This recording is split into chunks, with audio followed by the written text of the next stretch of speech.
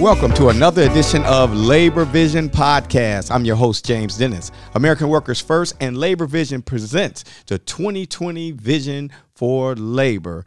The goal is to engage, educate, and energize each and every one of you. Please like, share, and subscribe to all the Facebook, Twitters, and anything else that you can share, like, and subscribe to. I'm with my co-host, Charles Daniels. What's happening, Charles? Hey, Jimmy. Good to be here. Thank you very much. Excited for another show. All right. Who do we have today, man? We are blessed today to have Miss Megan McAllister, who is running for the House State Representative seat in the 38th District. I will let her tell us where that's at. Yes. Hi, everyone. My name is Megan McAllister. As we said, I'm running for House District 38. That's over in Novi, Northville, South Lyon, Lyon Township, and Walled Lake, all, caveat, in the Oakland County portions of those cities. Cool. Yes. I live in Canton, so I'm right down the street from you. Awesome. So what's shaking with you? How did you get here? Well, Let's start I definitely there. came in a unique fashion to politics. Okay. I am not a career politician by any means. Not your typical politician. You didn't grow up and go, I'm going to be a politician. No, not by any means.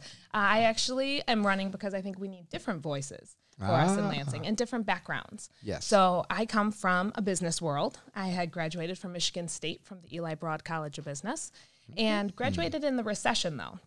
So graduating in 2000, you said the recession? The recession, 2008. Yeah. Oh, poor thing. My Anyway. 401k. Yes. Right, exactly. Luckily, I didn't have anything in that yet. So I graduated and I stuck in Michigan, though. I absolutely wanted to stay here, unlike many of my peers, because I wanted to invest in this state. This state has given so much to my family. I wanted to stay here. But like any good college student, I decided to go right back into my master's. Oh, that was a good move. Yeah, divert that those payments for my student loans. Well, yeah, you divert the payments, you get education. It's a win-win for you, right? So that's a good thing. Yeah, so I decided to change fields, though, and I was going into mental health. So I decided to get a master's in art therapy and counseling. Wow. Okay. Could you explain what art therapy is? Because I don't know if I wasn't familiar with it. Could you kind of walk through what exactly that entails? Yeah, so art therapy Does it have something to do with art? It does. Good job, Jimmy. Good detective reasoning. Thinking it. Yeah. So actually, it is exactly that. It is using art media, whichever your preference. If you like to draw, if you like to play with clay, if you want to paint, whatever the media that you want to use. But it's using that to be able to work through whatever your problem is. So you have the choice to talk or not to talk, but you'll be given directives and how to work through whatever your pain or your trauma is. And the amazing thing about it is that you can actually do it really well with children or with veterans or with the elderly because they don't have to have those conversations if they don't want to. So it's a really nice alternative way of having therapy. That gives you a very interesting skill set because you have the business background, right? And there's just a lot of business and politics, whether you're not like it or not. And then on the mental health side of things as well, I'd imagine your healthcare experience, you can see that. And if you talk to anyone, one of the biggest gripes that pretty much anyone will have is our healthcare system. And it's so difficult to navigate. It's frustrating. It's expensive. It's polarizing. So you have the ability to kind of talk to people with a level of knowledge that most would not have because you've lived it. You've actually worked in it. These aren't just talking points for you. Right. And that actually is exactly why I decided to go into politics. I saw firsthand what happens with billing and how many people do not get access to the healthcare they need or they want. And I could not go forward in that career because I was too heartbroken to say that I wouldn't be able to make the change that I wanted. So instead, what I decided to do was to go into politics. So let me ask you something. So the art therapy, is that covered under everybody's insurance? It is not. So art therapy is actually not even a licensed profession in this state. So you can have a counseling profession that is licensed. Thank goodness. We just got that passed again this year. Okay. But art therapy is not. So that is something that I'm very much an ally for, to be able to get that as a licensed profession as well. Something that would be able to take care of more people, because isn't that what we should all be doing? And art therapy has already been proven to be efficient, to work. Correct. Right? And Okay. it is licensed in other states, just not here in Michigan. Wow. It's disappointing that we're not more malleable in our beliefs as to what can help. So if you have all this aggregate data that's showing that this has helped people be more productive citizens down the road, then why would you be just so slow to change your ways? You have to have a progressive, practical mindset for these things. If it works, it works. Right. Let's make it work. Yeah. I agree. And that's the avenue that I really want to take into politics. We need to be more proactive. We need to be more progressive, and we need to really focus on taking care of people. And that's from our workers to our elders and our children. We have to. You're about change. I am. That's what I'm talking about. I am jumping in here to make change from my campaign, making a movement, and change in Lansing. Let's get our state forward. Are you running against any incumbent? Nope, it is an open seat. So the fantastic thing for the Democrats here, this could be the very first opportunity for a Democrat to win this seat. And it is very much a targeted seat because of that. We have the opportunity to get the gavel this upcoming election season. And this seat is one of those essential ones. So getting as much, important help as we can get for this would be fantastic. I think when you look what Haley Stevens did in the 2018 elections with the Canton, the Northwold, the Novi area right there, it showed that people were willing to embrace those ideas if it was brought to them in the right way by the right person. Right. And I believe your ability to actually speak with facts as opposed to just pounding the table and making a bunch of empty promises, that's going to resonate with folks. Right. Thank you. That is definitely what I've seen so far. I was out knocking doors this past summer to get my petition signed to get me on the ballot. And when I've been doing community events up until now, I hold a coffee hour every Saturday. Oh, that's and great. One of the most important things that I find being, more of an outsider is that I don't want to ever be behind a paywall. So often a lot of politicians are at fundraisers or they're at exclusive events, places where not the regular person can go. And I always want to meet people where they are. So the Saturday coffee, where are those usually at? Can you say? They are all throughout the district. So I make sure that I go to every little inch of the district and I'm trying to rotate them throughout. You can always follow me on social media to find out where I'm going next. And what's your social media? So you can follow me on social media for Facebook or Twitter at McAllister for Michigan. Or you can always check out our website at McAllisterforMichigan.com. Can you spell that for those of us that don't know how to spell, please? Sure. Well, McAllister is tricky, all of our Irish names. McAllister.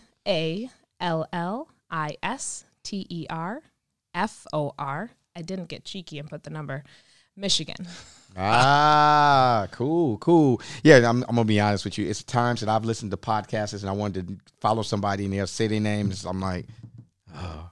That ain't it. And we will put the link in the description as well. And I'll say I've looked at your social media accounts, I've looked at your website, and they're very well done. And I think if you have you can have great ideas, but if you don't have a good way to address those ideas to put them out into the world, it's going to die on the vine. So I just want to compliment you on that. And I believe that's also a way that you could help the cause, because in a lot of ways we're such Luddites and just with antiquated thinking in the way we approach things, and sometimes I feel like we get out hustled by people that just understand the game better. It's not that they're able to have better ideas, they just know how to play the game. Yep. Right. And I really think that that's something that we need to be inspired by.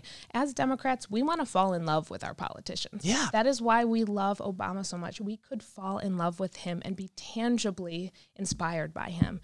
And it takes that in every level of our government for us as Democrats. We need to be connected to. We need to share our stories and be able to know that the person that we're voting for is a real human being who has stories as well, and to connect with them there. And you have a union background with your family, correct? I do. So one of the things that I love about Michigan is that you can ask people what their union story is, and most everybody has one. And I think that's one of the most amazing things, because this is the birthplace. This is where the unions grew. This is where the middle class grew. And this is where the true stake of getting unity came from. Right. And I think that one of the most amazing things to me personally is just how much the union changed our lives. So my grandfather was a migrant worker. So was my grandmother. And they were traveling, back and forth from south to north, working, very, very difficult jobs. But my grandfather was able to get a job on the Ford line with the UAW. As a Spanish-speaking man, that is not a lot of opportunity for you out there. But he was able to get a good job that was able to change the trajectory of his life. He got married, moved to the suburbs, and they were able to raise 7 children and put them all firmly into the middle class. Wow. Some of their children went back to work on the line as well. Some of them went on to college. But everyone was able to have a better opportunity and a better future because of what the union did. And what's also amazing to me about the union is that it allowed my grandfather to retire with dignity, which is also something not too many get. And he literally was taken care of amazingly until the day he died at 94. And that is a life that the union allowed for him. Right. So many individuals at the end of their lives have so much care that is bankrupting themselves and their families. But because of the unions and because of the benefits and protections that it gave, he was able to have a wonderful life for 94 years. And there's a lot of misnomers and fallacies out there that union workers are lazy workers and they don't do anything and they're just getting paid to sit around. And it's just, it couldn't be further from the truth. They're just blue-collar, middle-class people that are trying to provide for their families to create a better way of life for the people coming up. And you can see you're the outcome. You're the success story. You come in as a migrant worker, gets a job, builds a family, and creates this entire line of people that are now making this country a better place. That's the American dream. That's how this country's been made great. It really was. He was able to achieve the American dream. And I, heartfully like to say that it was the Michigan dream. It wasn't just the American dream. The union was the Michigan dream. And that's a good way of looking at it. Thank you. Unfortunately, I feel like that Michigan dream has gotten so far away from so many people now. Yeah, it has. As a millennial, very few people I know, are in a union or really even frankly know what the unions are about. Right. And that just shows how much that we've lost our strength. We don't have good organizing in numbers any longer. And frankly, that unity is lost because there has been a good PR scheme to say unions are bad. Look at the union bosses. Right. This isn't good for our economy. Yeah, I'm still looking for the union boss, by the way, but go ahead. But, I get you. Right. But, if we were able to kind of spin that and to say, look at how much good the union can make for us. Yeah. Hear those stories. There are great stories. They're just not typically as much in my generation. But if we were to able to outreach and to share those stories and to say, why is the union important? It's important because it builds the middle class. That's right. It brings back that, our fair share of the work that we did for the workers.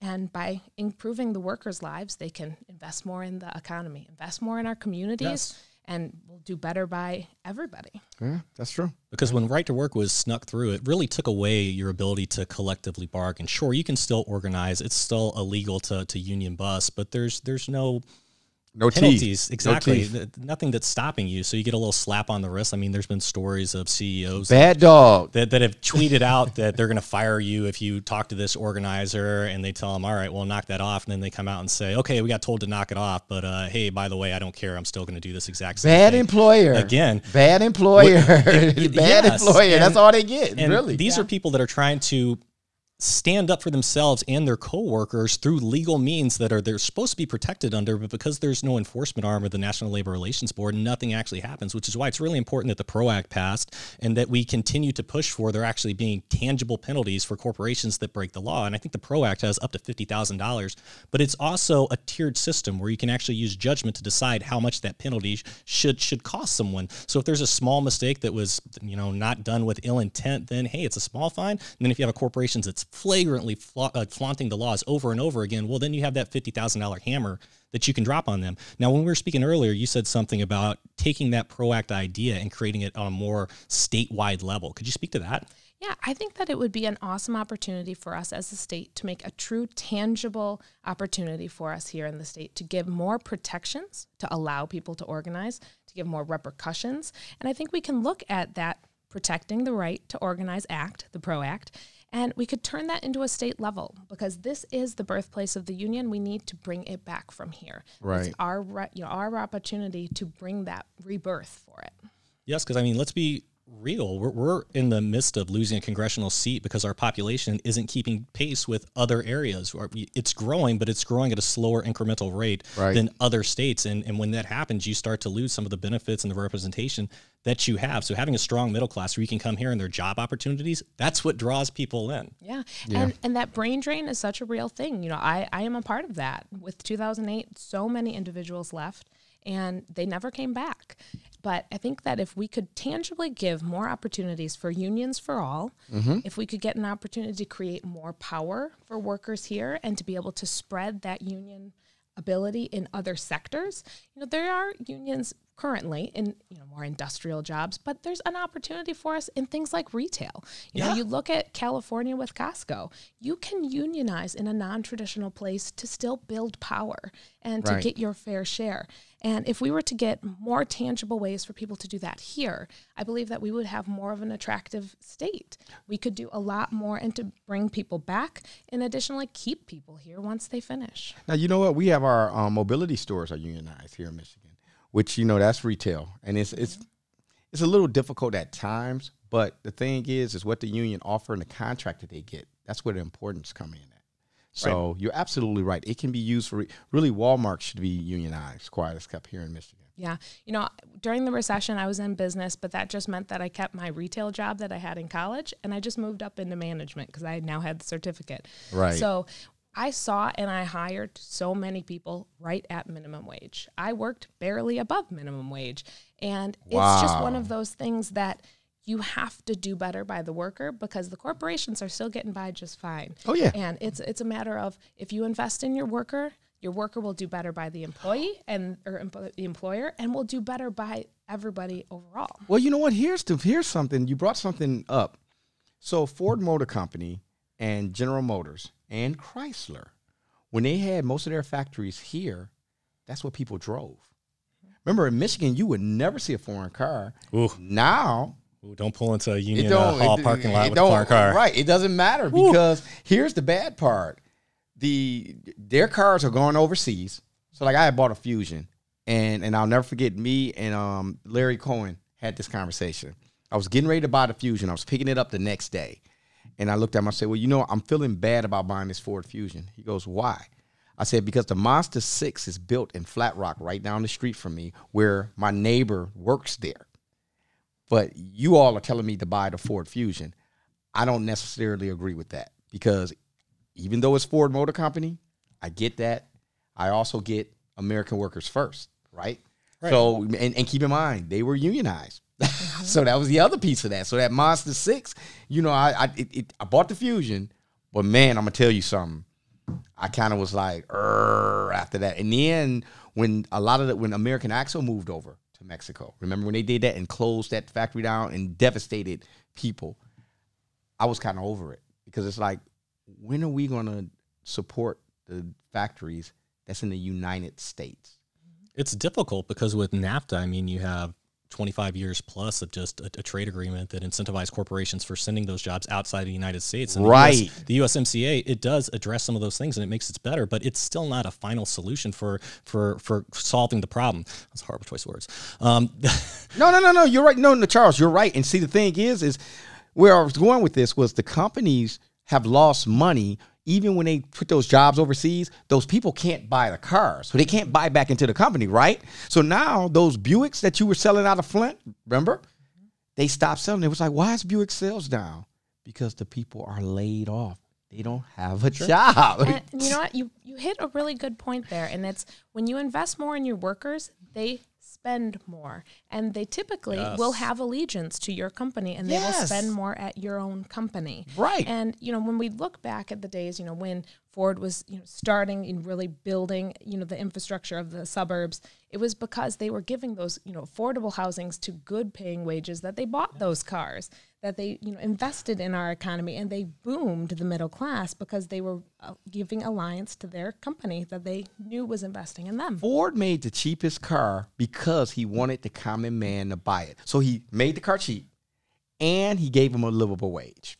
Yes. Think about that. Those two factors made Ford Motor Company just go tear right up. Whereas keep in mind, back in that era, it was a lot of car companies. If you go to the Automotive Museum in Dearborn and you go and you look at the list of car companies, like we got Ford, Chrysler, GM, and then we got the other ones. Back then, American car companies, it was like two or three rows of them. You just like, man, what happened to all these car companies? They went out because they was trying to pay the workers less and charge a lot of money for their cars. Whereas Ford had the perfect formula. I'm going to pay you good money. I'm going to pay you so much money you can afford what's coming down this assembly line.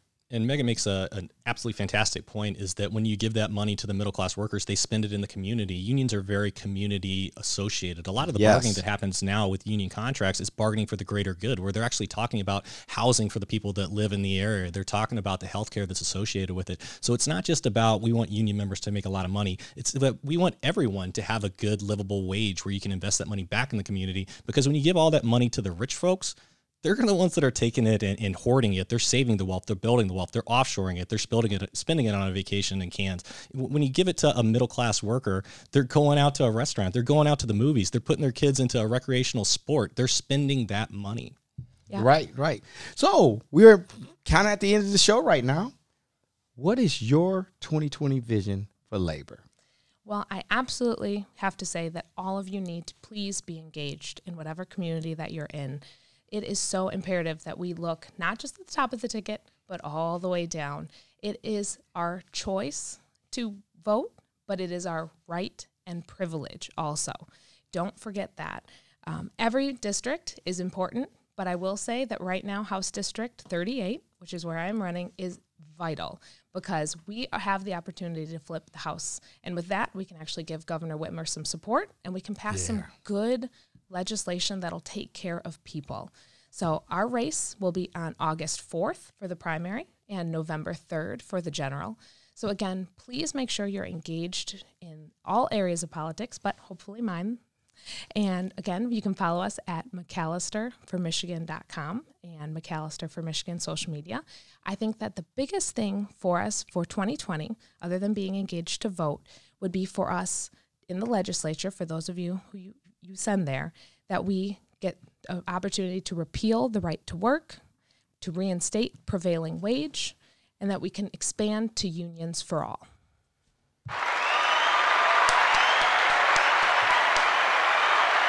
Amen. Thank you. That was a fantastic. Thank you so much for having me. I appreciate it. Yes, thanks for coming on. Hey, very educational. This podcast will drop on Friday. Friday? Yes, which will be today for you. We're in the future right now. Wow. So definitely tune in, and thanks a lot. Don't forget to like, share, and subscribe. Until next time, we'll see you next time. Peace out.